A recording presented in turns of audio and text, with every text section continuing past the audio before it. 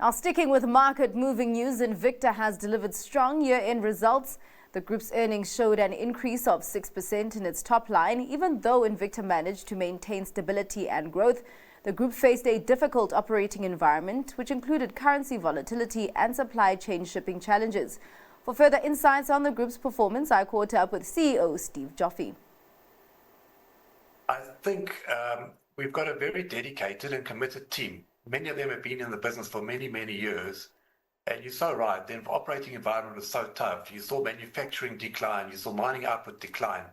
But our guys managed to find ways to grow, and it's just testament to their skill and experience. Let's actually talk about those challenges. I mentioned currency volatility, supply chain challenges. What were the pressure points there? Well, I think the supply chain challenges is a big one, because what you really don't want to do is land up in a situation where you disappoint your customer by not being able to supply them. Yeah.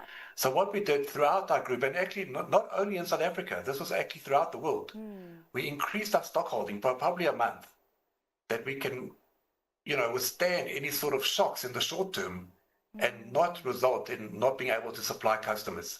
And that was one of our strategies that we embarked on quite early on in the year. I mean, just you talk about increasing your stock holding. Does then this filter through to some, elevated finance requirements, pressures there?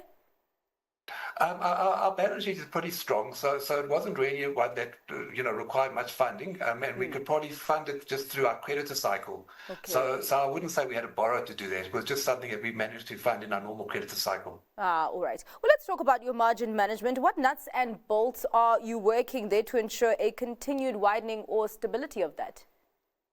I think it's just a constant focus. And the funny thing about South Africa is we've lived in this environment for so long of price increases, currency volatility, and we're quite used to having to think about this a lot.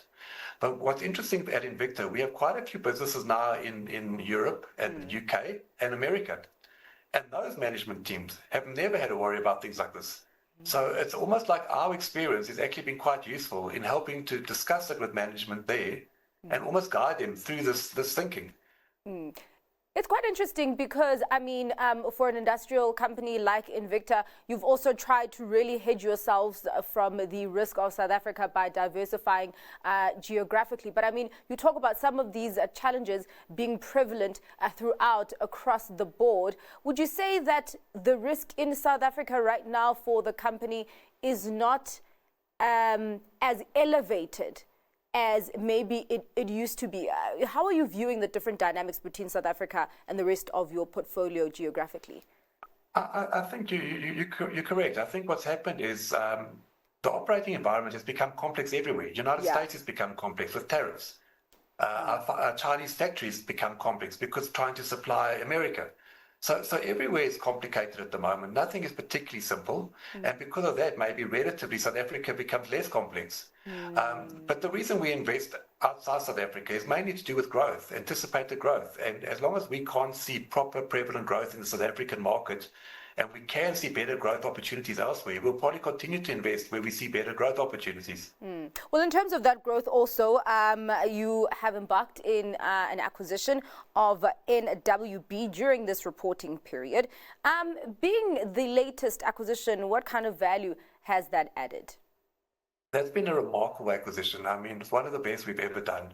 And I really thank our corporate finance team for really driving that acquisition so hard and really finding such a good one. But I mean, just to give you some of the dynamics, we paid about £12 million for that business. There was about £4 million on balance sheet. Yeah. So there was a net outlay of £2 million was deferred, and the business generated that £2 million. So effectively, we actually outlaid £6 million of our own cash, and the business generates about 1.5 million pounds. So we're getting over 20% return in pounds in its first year. All right. Well, you did also dispose of a number of assets while you also acquired NWB. And I'm just wondering then, how much appetite do you have in your acquisition effort? We're absolutely poised to make a big acquisition. We're looking hard. We've even identified some really interesting South African assets. So I'm quite excited to see how this all plays out.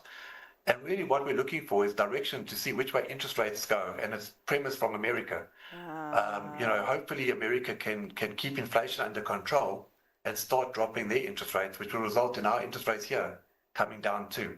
And that will make the acquisitions really, really exciting. All right. Well, really excited for that runway. Thank you so much for your time and for your insights on the results that came out from Invicta.